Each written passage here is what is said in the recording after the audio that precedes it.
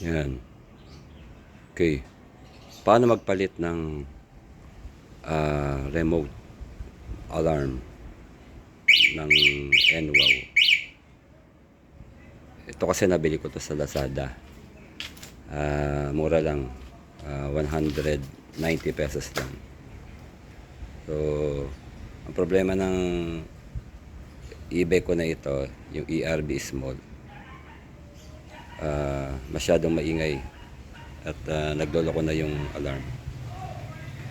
Kaya naisipan kong bumili nitong aking alarm bago.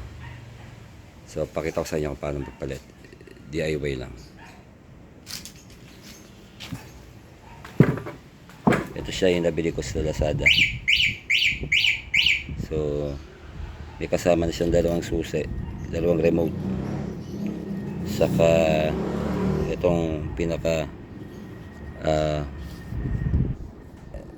speaker niya with control na yan.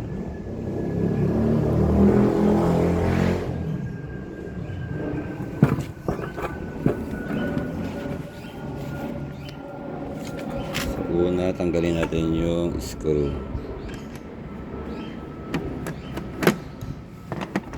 Apat na screw lang yan. So iangat lang natin yan.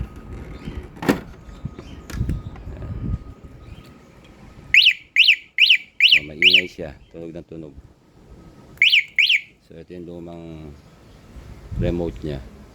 So nawala na yung duplicate. So ayan. So ito siya yung luma. Ito yung wire. So itong wire lang na ito. Tanggalin natin.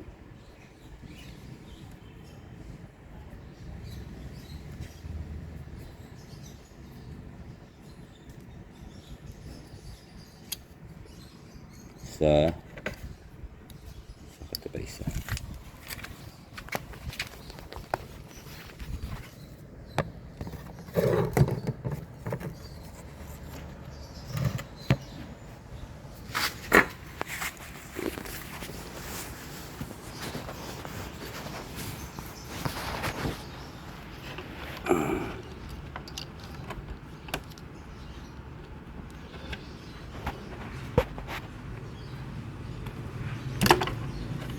Yan.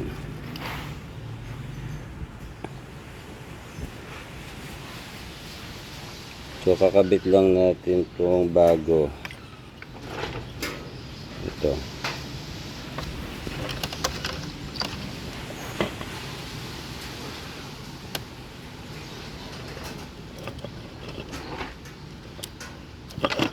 Then isa.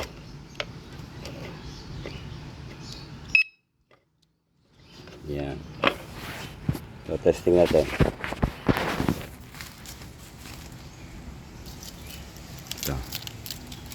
Ito yung bagong remote. Yung luma.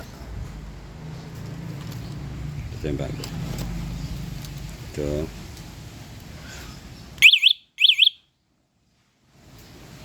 Remote.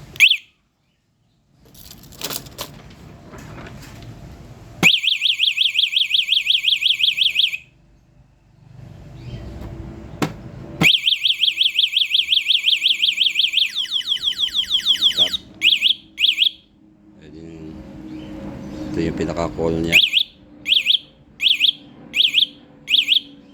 Then yung automatic, dalawang pindot lang.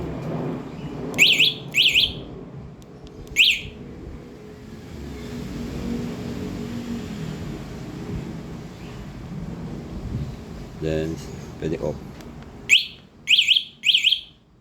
on.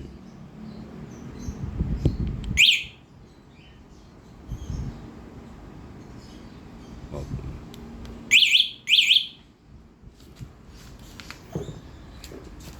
Madali lang.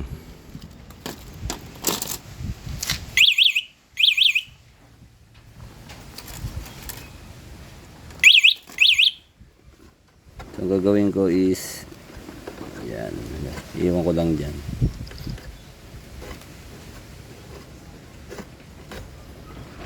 Tapos yan, didikit ko lang to dito.